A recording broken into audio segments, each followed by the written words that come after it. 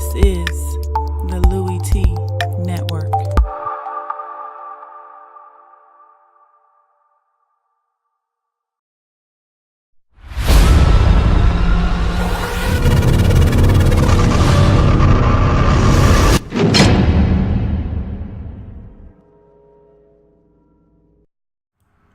Who else could it be but me, your man, Louie T? Welcome to lockdown coverage, week number 3 in the National Football League. London games begin.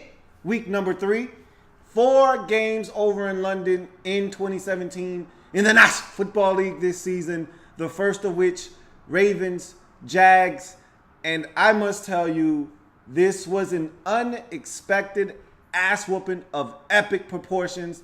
One that I am disappointed I woke up at 9 o'clock this morning to witness. Now, if you're a Jags fan, you're enjoying this, and you should. Celebrate! Your team is up 44-0 versus a previously undefeated Baltimore Ravens team that had caused 10 turnovers in the first 2 games combined and dominated their opponents thoroughly. Granted, those 2 opponents were the Cincinnati Bengals, who look like one of the worst teams in the league this season, and the Cleveland Browns, who haven't won a game who haven't won more than 1 game in their last 20 or so. In any event, the Baltimore Ravens, we knew, had trouble scoring the football.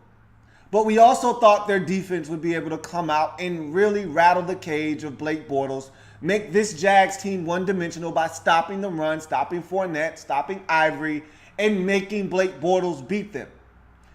Problem in this game has been Blake Bortles has beat them. Not to mention, they can't do anything except turn it over and make a bunch of mistakes. And the Jags are doing the direct opposite. They're causing the turnovers, and they're taking those turnovers and turning them into points when they're not scoring on their own. Hell, they're even faking punts at this point and scoring more touchdowns. It's an avalanche of disaster for the Ravens in this game. And this is why you can't predict the National Football League, because you just don't know. Now, I will say this. And before I get deep into this, knee deep into this breakdown, if you haven't already done so, what are you waiting on? Subscribe to the Louie T Network for more great content here on the Louie T Network. We're changing the game. I want you to help us do that by simply hitting that subscribe button and becoming a member of the Louie T Network. I'm also on Twitter. @InTheLabRoom is the Twitter handle. I'm also on Instagram. It's with a Z, me, Louie T, on IG. Find me and follow me. I'm also on Facebook. In the Lab Room is the Facebook page. Give me a like there too. If you want to donate to the channel, there's a link in the description below. Go ahead, click on the link, and you can donate to the Louie T Network. All things aside, the Jags play better over in London. This is a fact, and I knew this, but I dismissed it just because of how bad the Jags have looked offensively and how good the Ravens have looked defensively. Now, that being said, what you also have to take into consideration is that the Jags have done this. This is what they do. Frankly, if I'm the Jaguars, off of this performance and the last 2 performances, I want to have all of my home games in London because my team plays better in London. Okay? Blake Bortles plays better in London. He looks like a totally different quarterback today. He looked like a totally different quarterback last year versus Indianapolis. He looked like a totally different quarterback the year before that versus Buffalo. Okay? He plays better in London, and I can't explain it, but he does. This team as a whole plays better. The only difference between this year's game and the last 2 games that the Jaguars were in London the previous 2 times is that they didn't blow the first half lead that they built this time around. They built upon it. The other games, they were up big in those games at half as well. When we didn't expect them to beat Indy, when we didn't expect them to beat Buffalo, when all the Bills fans were clamoring, were screaming, "Fire Rex Ryan" after that game. They play well in London, and the Ravens had never been. And this is something that we, as fans, we don't take these things into consideration. We don't think about these things as closely as we should.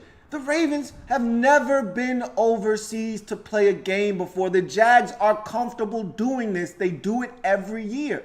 So they know the routine. Hey, let's get over there a week early. Let's see the sights. All the guys that have never seen, you go and do those things, but we're going to focus. We're going to be here. We're going to adjust to the time. We're going to allow our bodies a chance to get acclimated to the different climate.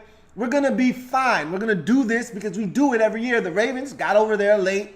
They tried to cram everything in. Their bodies hadn't adjusted. There are things that you don't understand how it's going to work because you've never done it before, and the Jags have. And those are things you got to take into consideration that we just didn't. I know I didn't. I can't speak for anybody else. I didn't. And so I just thought the Ravens were going to show up. I said, oh, hell, this isn't even a real road game for the Ravens. The hell it ain't. The hell it ain't. Even though I heard that there were a lot of Ravens fans there, a lot of purple shirts, this, that, and the third. The Jags play there every year. This is definitely a road game for the Ravens. And you're seeing it. They're getting their ass handed to them. I saw 4 guys dressed up in full Jacksonville Jaguars suits. Their suits look like Jaguars. I don't even see that in Jacksonville.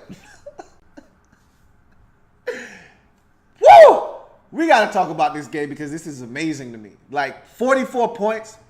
I didn't think the Jags were capable of this kind of offensive outburst. I didn't think the Ravens were capable of this type of offensive ineptitude, even though I knew this offense is pretty bad. And I've talked about this before. Me and my man AK chopped it up about the Ravens. And every week, AK's like, man, this defense is great, but I'm worried about this offense, Louie T. And I'm like, you'll be fine. The defense will keep you in the game. Even if the offense stinks, you'll be fine. He's like, man, I don't know. I'm scared this week. Every week he tells me the same thing. And he's a hardcore Ravens fan. Every week he says, I don't know about this offense, man. And I'm like, I don't know either. But the defense will keep you in the game. Not today. And that's probably the most surprising takeaway from this game is not the Jaguars defense. Look, I told you the Jags probably have the most defensive talent in all of National Football. I've told you this a million times. If you know nothing else about what I say about the Jaguars, you know that I have said time and time again, you look at this Jags team on paper, and this is undisputable. If you ask anybody among the league best, who has the most talent defensively, I can't tell you what someone else is going to say. But if they don't say Jacksonville after the first 1 or 2 names, they don't know football. Because that team is littered with talent defensively at an alarming, ridiculous rate. Okay? Everywhere. And they've got multiples. They've got depth everywhere defensively. And it's young, athletic, nasty, physical depth mixed in with some really good veteran leadership. Love the signing of A.J. Boye. Love the signing of Calais Campbell. Love the signing of Barry Church. This is a nice little mixture of veteran presence and young, physical, fast, athletic, upstart football players. And so this defense is ready to go. I've said this for at least 2 years, and that's before they acquired Boye and Campbell and Church. I've been saying this for the Jags for the last 2 years. This is a talented defensive football team. They just got to put it together. And they're putting it together this year. The offense, you still worry about it, but Blake Bortles plays better in London, and you're seeing it here. If he can take this type of play, and I don't expect this from him week in, week out, but if he can take a semblance of what he's done today and move it to the U.S., to U.S. soil, they've got a shot in Jacksonville. They got a shot this year because this team is talented. And I said, not only is it defensively talented, they're talented on offense as well. I've got questions about the offensive line, especially with Cam Robinson going down. That's going to really hurt them at the left tackle position. I think he's going to be fine. Looks like he might have sprained his knee or something to that effect. He fell down on it. It's never good when you see a lineman kind of fall down on his knee and get rolled up on. But I don't think it's anything severe. I didn't sleep at a Holiday Inn last night, so I can't be certain of that. But I don't think it's anything that you have to worry about long term. In any event, that's the one area I'm worried about this team at is offensive line. Other than that, They've got running backs for days. Hell, Yeldon isn't even active on game days anymore because they don't need him. They feel like they're just fine with what they have at running back, to the point where TJ Yeldon, like a third or a second round pick 2-3 years ago, doesn't even get on the field. He isn't even active on game days. Okay, that shows you the depth at running back.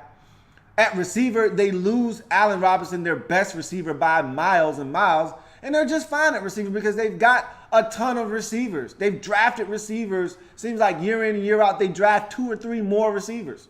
They've got receivers. They may not have a true number one on their team. You could argue Allen Hurns could pick up the slack, but Allen Robinson is their number one receiver. They don't have another number one, in my estimation. They're fine. They got tight ends. Mercedes Lewis, who's like 877 years old, has 3 receiving touchdowns in this game. Okay? Like, they're fine at tight end. They traded away Juice, and they're just fine at tight end. They're fine everywhere except for quarterback and offensive line. And if Blake Bortles can play a sliver, give me a sliver of this. Okay?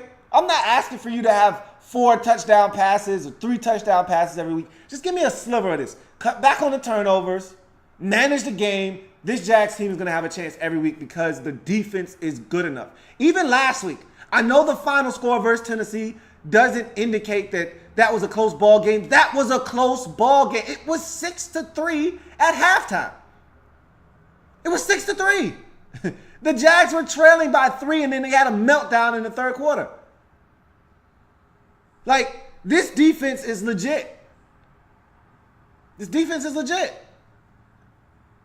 So they're going to have a chance if they can cut back on the turnovers and Blake Bortles is able to manage the game to the point where teams just can't load up the box and say, all right, we're going to stop Fournette. You have to make teams be honest. And if you can do that, Fournette will have some room to run. Ivory will have some room to run. And all of a sudden now this is a dangerous Jacksonville Jaguars football team. And you're seeing what they can be in a game like this, in week 1 versus Houston. You're seeing what this team is capable of. That was on the road versus Houston in week 1, 29-7. This is in London, 44-0 versus the Ravens right now. Ass whooping currently in progress. This Jaguars team is fully capable. It's the consistency that worries me with this team. Not the talent. I've already said that. I've said that for at least 2 years. The talent isn't what worries me with Jacksonville. It's the consistency. If head coach Doug Marrone can get consistency out of this team, they've got a legitimate shot to win the AFC South because that's anybody's division. Hell, the Indianapolis Colts, if they can somehow, some way find a way to win today and go to 1-2, and Andrew Luck is able to come back, they say they're targeting week 6. If they can just somehow stay afloat, even the damn Colts, who would look like one of the most hapless teams in the league this season, could have a chance to win this division. This is anybody's division. So why can't the Jaguars have a shot? Why can't they throw their name in the hat? This isn't the same Jags from last year or the year before that under Gus Bradley. This is a different team, a different mindset, mentality, and a different head coach. They've got a legitimate shot here. But they've got to be more consistent. But efforts like this right here, Jalen Ramsey diving and getting interceptions, A.J. Boye harassing the receiver and coming away with a pick, Calais Campbell sticking his paw in the cookie jar and coming out with cookies, scooped up by Telvin Smith and almost taken to the crib, Blake Bortles on fire, 3 touchdown passes, all to the same guy, Mercedes Lewis. That kind of effort will put this Jaguars football team in a position where they can actually win this division. The AFC is too tough to get a wild card out of this division. Only one team. This is a 1-division bid here. All right?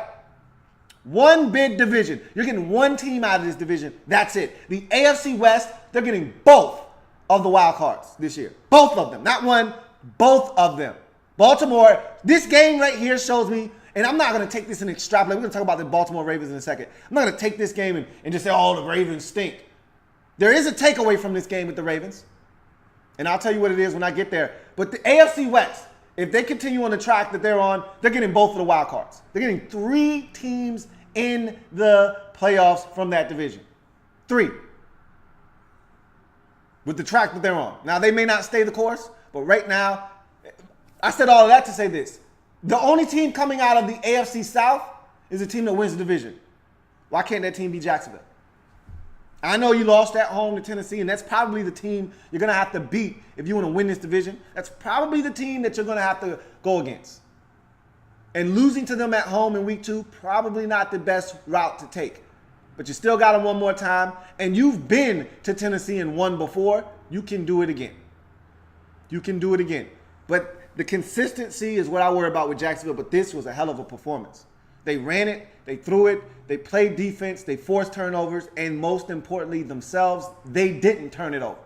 Because even if they don't create turnovers defensively, even if they're not throwing the football well, even if they're not rushing it well, even if their offense is struggling, if they don't turn it over, this defense will give them a chance most weeks. This defense is that good. Listen to what I am telling you. This team is capable of winning a game 9-7 defensively. This team is capable of winning a game 13-10. This team is capable of winning a game 12-10. Okay? 4 field goals. If they don't turn the football over, that's how good defensively they are. If they don't turn it over, special teams, offense, if they don't give the other team short fields, this defense is capable. Joe Flacco had 8 passing yards in the first half. Listen to what I'm saying to you, okay? Joe Flacco had 8 passing yards in the first half. And you know I love Joe Flacco. You know that's my boy.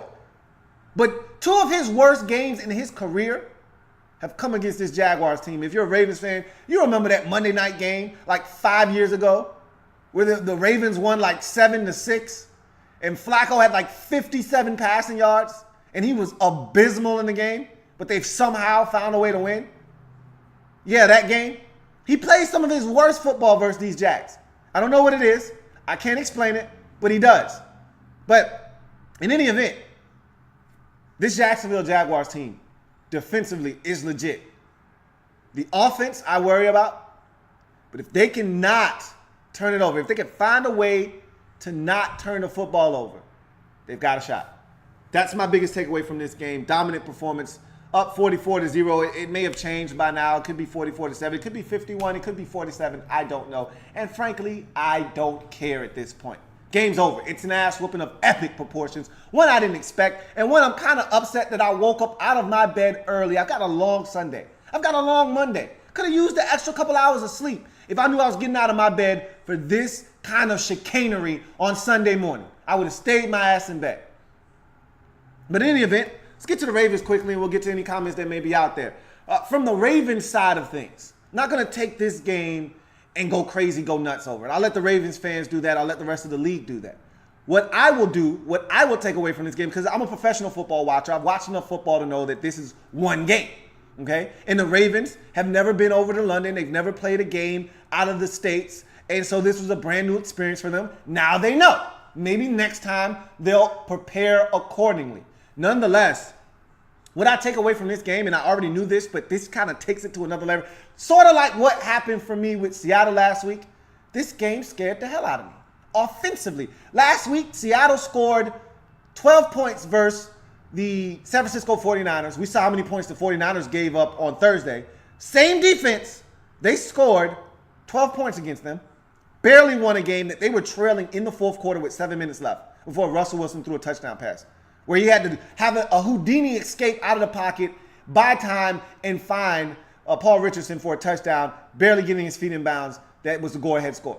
That scared the hell out of me after watching them barely be able to score any points versus Green Bay the week prior. So what that tells me is that Seattle has a problem scoring, a big problem scoring. They may rectify that throughout the course of the season, but they have a problem right now. Same can be said for the Ravens. I watched them struggle. When you create 5 turnovers, don't you think you should have more than 20 points? It's okay when the other team scores nothing, scores 0. Okay, so we overlook that small little fact that you created 5 turnovers, yet you were only able to muster 20 points. Then you say, oh, Flacco didn't play the old preseason. He only threw 17 passes. They'll be fine. Okay, yeah. The next week, they create another 5 turnovers, but they only scored 24 points. He said, oh, well, the Browns' defense is much improved. Yeah, that's true. And, hey, Flacco's still working his way back out. Okay, whatever. You should score more than 24 points if you create 5 turnovers. Minimum of 30. You create 5 turnovers, I need at least 30 points. I said the same thing about Kansas City last year.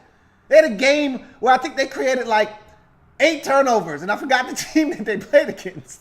But they created like 7 or 8 turnovers. It's ridiculous. And they only scored like 30 points. And I'm like, how is it that you score? It's almost unfathomable to score like 27 or 30 points and you created like 8 turnovers in the game. Same way I feel about the Ravens, which lets me know they got a little problem on offense. But then I said, you know what? Their defense is good enough that they don't have to score a ton of points. That's the way I rationalize things, and I justified it in my mind. I said it's okay to pick the Ravens on a weekly basis because the defense is so good. They're going to be in ball games because their defense is going to give them a chance. So I said, okay, that's good logic. That sounds good. We'll go with that. Until they show up and the defense doesn't do what I expect them to do, and the offense is turning the football over, which they did last week versus Cleveland. And this time, the defense wasn't able to bail them out, and they got in trouble. So what this game says to me is that this team has a legit problem against any kind of a semblance of defense. If your defense is any good, hell, if your defense is just marginal, you got a shot to really do damage against this Ravens offense. They are struggling on that side of the football. They have limited weapons. You're not afraid of their tight ends. The receivers are non-existent, and their run game is inconsistent. Joe Flacco has been sketchy to start this season off. Their offensive line is all types of in shambles. They've got a ton of injuries. This team scares me, and not in a good way, especially on the offensive side of football. Defensively, they've got a couple of injuries, but you got to know that they'll be fine on that side of the football if Terrell Suggs stays healthy. He's probably the biggest piece defensively for them. If he stays healthy, you got to think that they'll figure out a way to be okay on that side of the football. I'm not impressed with their corners. They've been getting torched. The entire secondary has been torched in this game. C.J. Mosley has been beaten in this game for a touchdown. They're struggling defensively today, but they got zero help from the offense. As a matter of fact, the offense has been a detriment. Special teams has been a detriment in this football game. So right now, I'd say that I'm not confident in this Ravens offensive ability to score points. I'm not convinced that on a weekly basis they can score enough to beat teams. So if they're going up against a team that plays a semblance of defense and they've got an offense that can put up points, the Ravens aren't going to win. Now, I know next week is family business versus Pittsburgh, and you never know what happens in those types of games. Throw those games out of the window. But when this team plays someone like Tennessee, I don't expect them to win that game. If they play the Titans. I don't know if they play this entire division this year or not, but I don't expect them to win that kind of game. A team that can play defense and score some points, the Ravens can't compete with those types of teams. That's what this game says to me. That this offensive struggle that we've seen, this malaise that we've seen to start the season, even though it's been masked by their defense and the amount of turnovers that they forced, you can't hide funk, okay? You can try to put deodorant on it, and deodorant, the best deodorant is winning, and that's what they've been doing. But this loss has peeled off all the layers of cologne and deodorant. It's funky. They need a bath on offense. It stinks. And the Jaguars have proven that today. When the Ravens aren't creating 5 turnovers, when the Ravens aren't able to get after the other team defensively and create short fields for their offense, when the other team isn't self-destructing and the Ravens have to do it on their own on the offensive side of the football, this is your end result. They're not good on offense. Can this change over the course of the season? Maybe. If Danny Woodhead comes back and he stays healthy and Macklin gets more acclimated to this offense and they find a way to get Mike Wallace involved, maybe this offense can get better. But I'm not betting on that. Woodhead is never healthy. Macklin is what he is, which I think he's a really good receiver, but he needs help, and he gets injured as well. And Mike Wallace is Mike Wallace. He's a one-trick pony. This offense is severely limited. And in case you didn't know, I love Joe Flacco, but Joe Flacco isn't Joe Flacco without weapons. He's one in a number of NFL quarterbacks that needs to be surrounded by weapons for him to flourish. So this team is in trouble. Newsflash, if you didn't know. If everything I said went in one ear, out the other, close your ears for a second and just get this. The Ravens offensively are in trouble. And this game is proof of that fact. The first two games were a little sign of trouble. Now you can go ahead and ring the alarm. Break the glass in case of an emergency. This offense in Baltimore, it stinks. And so if the defense isn't able to create turnovers, if special teams isn't able to make a play or two, this Ravens team is going to struggle this season. I'm just telling you. Don't let the 2-0 start fool you. They played the Cincinnati Bengals, who arguably is one of the worst teams in the league right now. They played the Cleveland Browns the following week. Two teams in their division that they've had success over. And that it's not hard to have that much success over when you see the way those two teams have started the season. Now they play a Jaguars team with a little bit of confidence, and look what happens to them.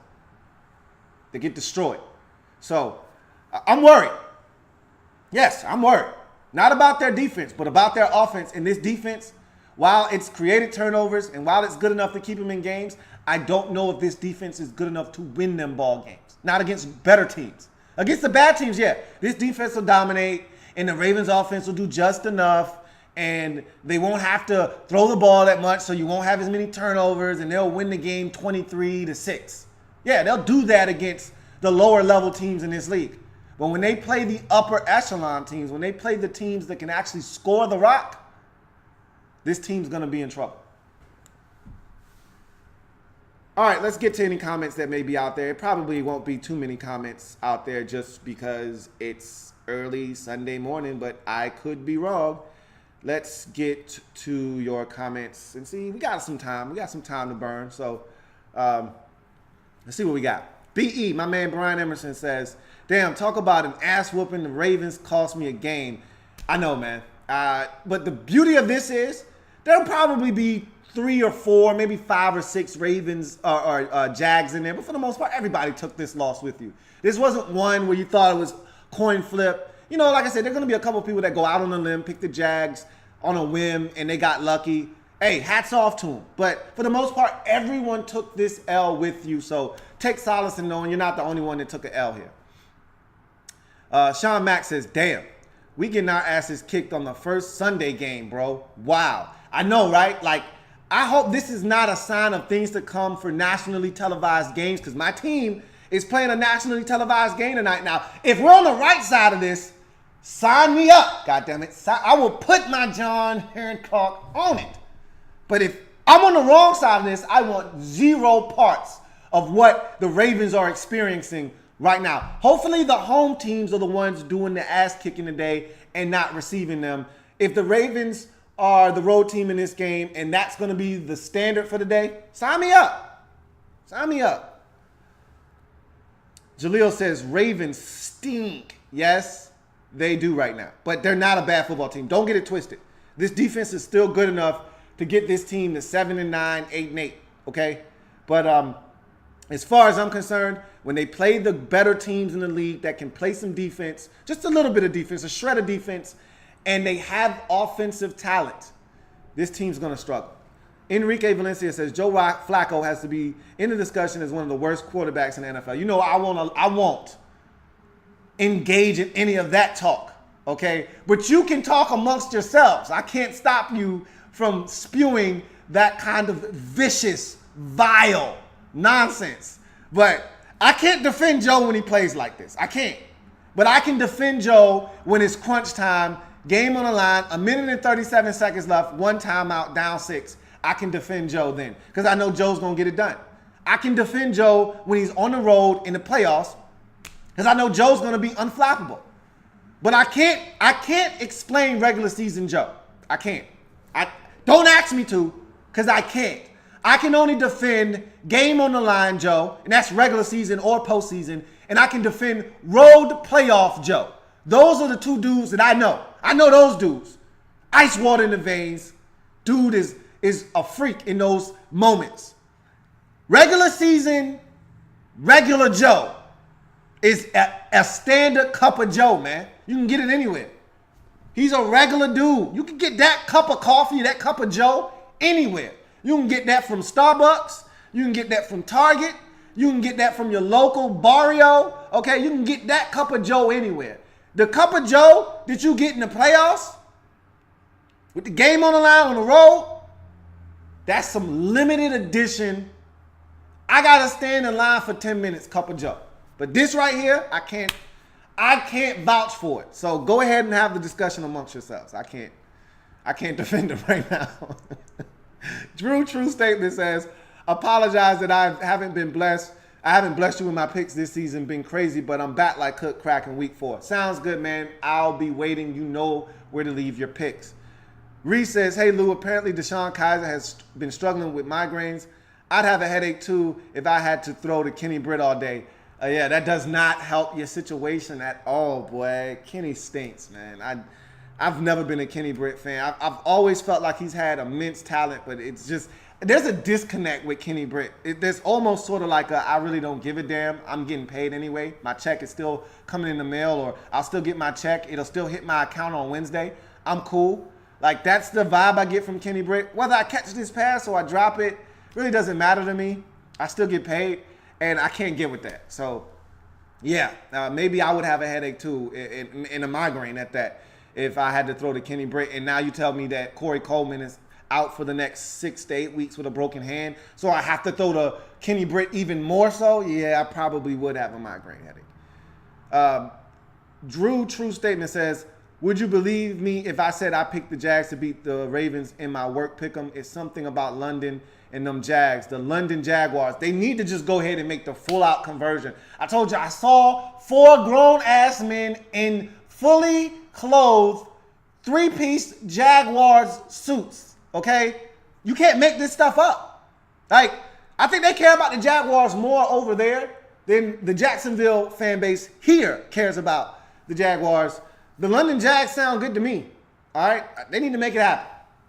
Because I tell you what, the team plays better, and it is definitely an advantage when the Jags are used to doing that and the other teams simply aren't. So I'm for it. And no, I wouldn't believe you. I would have to see proof of that. Because I don't know if anybody saw this coming. Now, again, if you were on top of the London, angle, then maybe you made the right selection. I knew it, and it didn't dawn on me. I didn't pay enough attention to it. BE says, I'm glad to see NFL owners supporting their players with all the stuff happening.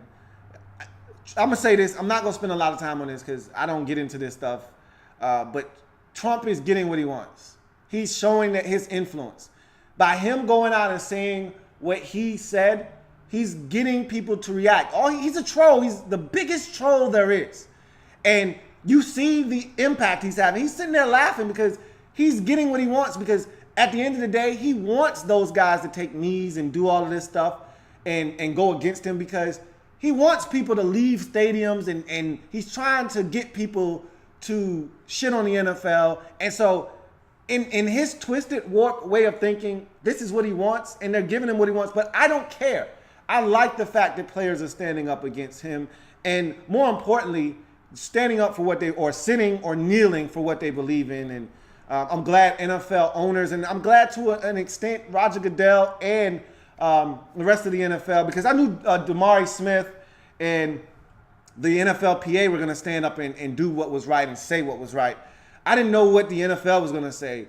I thought they were going to try to tiptoe around it, but I was actually pleased with the statement issued by Roger Goodell and the rest of the NFL organization, basically saying, look, man, these players, they do great things in the communities.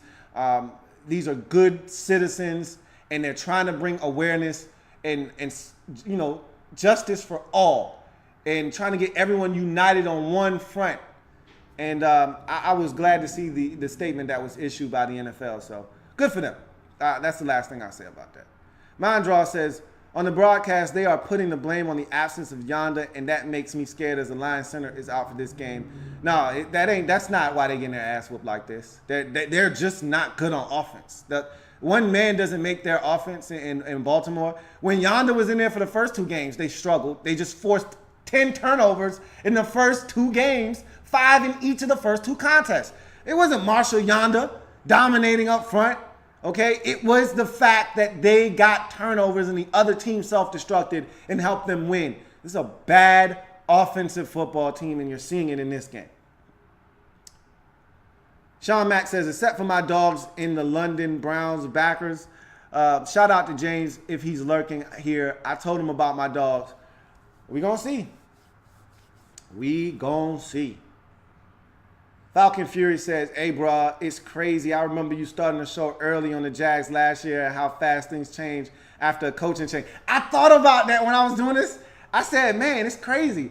I remember I started a telecast, and it was a Thursday night last year versus the Titans, where Gus was looking like somebody needed to go put 2 in Gus's skull out back. Like he was ready to go. I was like, somebody go rescue that man. Gus needs help right now. Somebody go get Gus, man. And they were down like 34-3 at the halftime break of that game. And I said, man, this is bad. And I thought to myself, wow, I remember I was doing a live feed last time, right around this same time, in the opposite fashion. Jags were getting blown out. And so it's funny how things change. Absolutely. I thought about that. Sean Mack says, Bortles is a cock tease, bro. Don't buy into it. I don't. But all I'm asking for him to do, I'm not asking for him to play like this every week. I don't expect him to. It's not in his DNA right now. But that doesn't mean he can't get a blood transfusion and can't start to be a better football player. I think his biggest problem isn't talent. I've already said this. I thought he was one of the most talented quarterbacks in that draft class. It's confidence. And that's what happens. That's why I don't want Mitchell Trubisky in for the Bears yet. Because if he comes in, he struggles, they don't protect him, he gets his ass whooped, he's going to lose confidence. The one thing you can't instill in a young quarterback if they don't have success and they get their brains bashed in is confidence.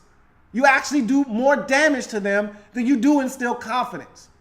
And so I worry about a guy like Mitchell Trubisky. I worry about a Deshaun Kaiser if they're put in too soon and they struggle, they don't get protected, they get sacked 5 and 6 and 7 times a game, they get beat up, the team loses, and you start to see them make mistakes. They lose confidence. It's the David Carr syndrome. You never want your quarterback to suffer from the David Carr syndrome. And that's what I'm afraid of for Trubisky. That's what happened to Blake Bortles. Remember, the Jags said he's not playing this season. As a matter of fact, he might not even dress. Well, Chad Henne gets hurt in like week 3, and they got to put him in. And he struggled, and he took an ass whooping, and he never had the confidence that he should have. And it's not coincidental that he played his best football in mop-up duty. Because no pressure was on him. Teams would allow him to sit back in the pocket. They weren't rushing. They were dropping soft. And he would pick teams apart because he was confident in those situations. It makes sense. If he can just get confidence, he might be okay. We'll see. LL says, what are your thoughts on kneeling during the anthem curse? I've already talked about the kneeling during the anthem. And both teams did it. You know, both teams showed solidarity on the sidelines. So I heard the Raiders are going to do the same thing. You know, they got an all-black offensive line, the only team in the league with that distinction. And they're planning to either sit or kneel during the anthem while locking arms in a show of solidarity. So, you know, they'll focus on that before Sunday Night Football. They'll talk about that before the game, and they'll make a big stink about it. But, I mean, players have been doing this around the league since Cap. And look, hats off to Cap. How about that? You know, Cap started this last year by himself when everyone else was pointing their finger at him, made him an outcast, and talked about how divisive this was going to be. And it's unified this entire league. Not just one player, one team, but the entire league. And now you're seeing every team show some type of solidarity. And look, at the end of the day, Cap got what he was looking for out of this whole ordeal. This was never to bring attention to the American flag or the military. This was never about that. This was always about injustices around this country. And he's brought attention to it. Whether you don't like the way that he did it, or you don't like the form in which he used his platform and the form that he used, that's your prerogative. Bottom line is, it's gained attention. Job well done, mission accomplished. You may not have a job, okay? And sometimes you got to be willing to sacrifice in order to get, in effect, change. But mission accomplished for Cap. Falcons Fury says, man, those two corners, AJ and Jalen, might be the best second to the Broncos. I'd agree. I mean, they're young. Both of those boys are in their primes. I think Ramsey still might not even be in his prime yet. I know Boye is in his prime, and Ramsey was a freak coming out of Florida State, and I think he's still got some more growth to do as a corner in this league. Those dudes, I told you this Jaguars defense is scary good, talent-wise. Scary good. And you've seen it. They're picking on a very ordinary. This Ravens offense, especially their receivers, they're John Legend. They're just ordinary people. Ordinary people out there at receiver, man. And them Jags corners are extraordinary. And that's why they feasting on those boys. Falcon Fury says, if Blake were to have 0 turnovers the rest of the year, they are a playoff team. It all depends on Bortles. Well, he's not going to have 0 turnovers the rest of the season. But if he can just, I'm not asking for him to be perfect. Just minimize the mistakes. If he can do that, they got a shot. That's it. Just minimize the mistakes. And when throws are available, make them. That's it. That's all we're asking for you. We're not asking from Blake Bortles to go out and be the second coming of Aaron Rodgers or Tom Brady. We're just asking for him to manage the game. Be Alex Smith. Don't turn it over. When throws present themselves, make them. That's it. If you throw for 162 yards, no touchdowns, no interceptions, but you go 14 of 21, your team will probably win the game, depending on who you're playing and the offense that you're going up against and how well your defense is able to. But you'll probably win the game. Just don't turn it over and you will have a shot. RG3 hashtag says, I'm loving them Ravens fans are sad right now. He's a Browns fan, so yeah, he's definitely loving this. BE says, Bortles has 4 touchdowns. It's awesome. I love it. I love it for Blake. I love it. I've always supported Blake Bortles. This has nothing to do with me saying that he was going to be the best quarterback of that draft. That's gone. That's dead. Derek Carr, by far and away, it's not even close to the best quarterback of that draft class. That's dead, okay? This has nothing to do with me saying Bortles is going to be the best quarterback of that draft class. That's already been disproven. I'm wrong, okay? I've been wrong before. Won't be the last time I was wrong. This is about me wanting to see a young guy figure it out before it's too late. Before this Jaguars team gives up on him. They picked up the 5th-year option. He's got an extra year to figure it out. I want to see the young fella do well. I want to see him figure it out before it's too late, because if he goes somewhere else, it's over. He may be a backup. He may see the field in Blaine Gabbert style where he goes somewhere and he's the backup, but he ended up getting in the game and starting a few games. But it'll be over for him as a starter in this league. As a legit, I'm the guy, clear-cut, definitive starter. It's over for him if he can't figure it out in Jacksonville. So I want to see him figure it out because they need a quarterback. It's not like they got another guy. They need him to work in Jacksonville. Brandon Williams says, even though Flacco had a bad game, do you think the Ravens offense will continue to struggle? Yes, I do. Because I just don't see why all of a sudden the light bulb will come on. The talent is lacking on the offensive side of the football. The offensive line isn't going to get much better. You lose Yonder for the season. It's not like he'll be back in a couple of weeks and you can be like, okay, when Yonder comes back, we'll be able to run the football. He's not coming back. So the receiver position is to me, mediocre at best. Your tight end position, while they've got talented football players, you're missing too many of the guys that are the most talented at that position. The running back position is meh at best, especially with Dixon out for the season. I actually like Alex Collins. I actually like him a lot, but we'll see what happens. I'm just not in love with the talent that you have offensively, and so I don't see it getting much better, to be honest with you. Flacco is going to have to play his ass off, and I just don't I don't see him doing that. Not with the talent that's around him. Jay Orion asked about the Trump comments and my take on that, and I basically already gave it. BE says, oh, hey, the Ravens got a touchdown. Good for them. I didn't want them to get shut out. It's one thing to get your ass whooped. It's another thing to get shut out in the process. No one wants to see that. No one wants to see that. So let's not have it get to the point where you're losing 51-0. That's bad. You gotta find a way to avoid that. Mondraw says, man, I love AJ Boye. I still don't know how the Texans didn't pay him and how he went somewhat under the radar as a big signing in free agency. I always loved AJ Boye. I thought I saw it early on with him in Houston. I've been on the AJ Boye train since it's like third year in Houston. I said, man, this guy's good. Everybody didn't notice until last year how good he was. I said, man, this guy's good. In a limited time I saw him in that third season in Houston, I said, man, this kid's good. And last year he balled out. And I thought that the Texans would realize that Kareem is still young, but Jonathan Joseph is older. We got to find a way to keep AJ, and if we got to get rid of Joseph, then we'll do so. And I don't know how much dead money that would have cost them, but they got a lot of money invested in that defense, obviously, so you can't pay everybody. You know, they're paying J.J. Watt a ton of money, as they should be. You know, I think Cushion is making some solid money. They've got guys that they've got money invested into on that football team defensively.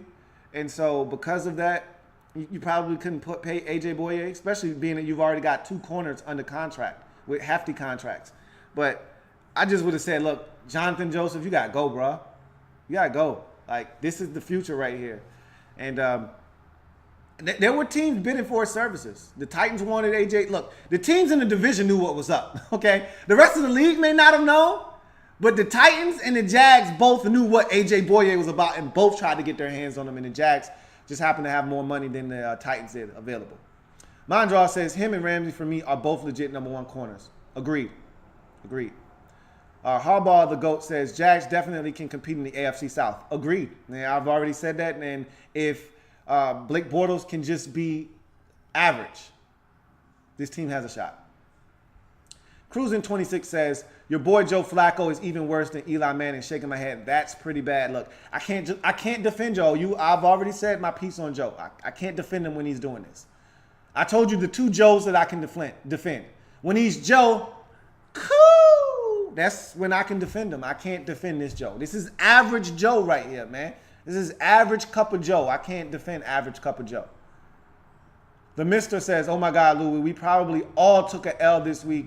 Is it fair to say the Jags are this year's unpredictable team? Every season has one. Not yet. It's too early in the season to say that. So far, after the first 3 weeks, yeah, that's a safe assumption to make. Yeah, I mean, no one saw them going on the road and doing what they did to the Texans in week 1, and I don't think many people saw them doing what they done to the Ravens in this game. I think a lot of people thought that this defense was ready to blow, but to this extent, I can't say that I was on board. So, yeah, I'd say that into the start of this season, they're the unpredictable team, but I got to wait and see because last week scares me because that's that inconsistency that I've referenced already with this team, is that you just don't know about where we are. We got about another 5 minutes or so before we got to get out of here. Let everybody prepare for their games coming up at 1. Torres, the GOAT, Grant says, I pray the Steelers somehow lose to the Bears. Go Bears. Anything can happen. And the Steelers have some players out. TJ Watt is out of this game. I think they got a couple of other guys that may not play, so they may have a shot. We'll see. Caden Boyer said, just got out of church and heard Flacco got benched. What? I can't. I'm not watching the game right now. It wouldn't shock me if he did. There's no reason to have him out there and get him killed. If it's not like benched to where they're moving on and going with somebody else next week. It might be just a safety precaution. Just like, okay, Flacco's already been injured in the preseason or in training camp. There's no need to put him out there at risk. We're getting our ass handed to us. There's no reason to put him out at risk. This Jags defense has been after him all game. No reason to have him out there. So I don't know if that's a fact or not, but bottom line is I don't have a problem with that. The real game of the week last week was Watson versus Los Angeles. nowhere to discuss Ravens versus Jags, but I can't wait. What are your keys to victory Sunday night? Redskins defense versus Raiders offense. That's, to me, the biggest key of the game. If the Redskins, really, if the offense of the Redskins can control the pace of the game, control the clock, run the football against that Raiders defense, and keep the ball away from that Raiders offense, the Redskins got a legitimate shot of winning that game. But we will see. Falcons Fury says, hey man, Cap won't be remembered right, but you live long enough as a hero to become a villain or some corny-ish like that, LOL. Somehow, some way, they'll probably try to vilify him. But at the end of the day, what he did was noble. And nothing but respect from people that are in the know, that realize what he sacrificed. He sacrificed millions of dollars, an opportunity. And he had to know that that was potentially going to come with the territory. Like, if you are willing to go against the grain and be the first to do something, there are consequences for your actions. Okay, it's a free country. You have free speech. He exercised that right. You're not free from the consequences, however. And so he was willing to endure the consequences to speak up for something that he thought was an injustice. And so I don't see how you could classify him as anything else but a revolutionary. And give him his props. But, there are going to be some people that try to spin it in a different way. And it is what it is. Torres, the GOAT Grant, says, where does the Ravens defense rank now? I still think they're a good unit. I mean, when they got off to a rough start, I mean, it's not like the offense turned it over 9 times in this game and accounted for all Jaguars' points. This defense was shredded in this game. Make no mistake about it. That first drive, the Jaguars took it right down the field and scored a touchdown. Like, it's not like the Ravens defense is innocent in all of this carnage that ensued today. They're just as guilty as the offense, but they're still a good unit. And they just got behind the 8 ball today, and they could never really recover, and the offense didn't make it any better. And when you keep going 3 and out, I mean, listen, Flacco had 8 yards of passing in the first half. When you keep going 3 and out, you keep putting a tired defense on the field, this is what's going to happen. I don't care how good your defense is. You saw the Rams. The Rams aren't a bad defense, okay? They gave up 39 points to Billy Ho. It felt like, and again, time of possession doesn't really state that, but it felt like they were on the field a ton. You keep putting a defense on the field, and they're going to give up plays. They're going to give up points. So. BK Soldier 2010 says, should the Jets start to worry for week 4? Nah. I mean, the Jets should worry every week. They're a bad football team. Period. End of discussion. They should be worried every single week. Mondraw says, LT, can I get a Joe Flacco? My boy Joe has been anything but today, as these boys are getting their brains bashed in right now. Let me check the score before we go, just to give y'all an update before we get out of here. Yikes. Let's get a quick little score update. Somebody give me a score update if y'all still watching, real quick, so I can give a score update while I wrap this thing on up. Man, I appreciate y'all checking in with me. I didn't expect as many of y'all to come in and check your man out this early, but I guess when it's an early ass whooping, everybody's able to attend. And so, hey, if it happens in the National Football League, whether big or small, we cover it all here on the Louie T Network. I thank you guys for joining me. I've got football coverage all day long. I know I'm going to get the Steelers and the Bears, and I'm going to get the Eagles and the Giants in the 1 o'clock hour. So I'll be breaking those 2 games down. At 4 o'clock, I think I'm going to be getting CBS. I don't know what they have at 4 o'clock, but whatever the case may be, I'll be bringing that to you. So I will see you a bunch more, of course. I'll see you for the big one of the day for me and for many fans out there, Redskins and Raiders on Sunday night. So a lot of football coming your way. Let's see if somebody was able to give me a score update quickly. 44-7. Appreciate it, guys. Yeah, Ravens being thoroughly dominated by the Jaguars, 44-7. Outstanding performance by the Jags. A very lackluster performance by the Ravens. beauty of this is that it only counts for one. And so even though the Jags feel great, it's only one win. And even though the Ravens feel like garbage right now, that's going to be a long flight home. It's only one loss. They're 2-1. Both teams will leave this game at 2-1 on this very young NFL season. That's going to do it for your man Louie T here on Lockdown Coverage. I got plenty more coverage coming your way later on throughout the course of the day. I will see you much later on. Have a good one. Enjoy your Sunday afternoon. You'll see this face a bunch more. Enjoy the football. Your man Louie T. See you later. Have a good one.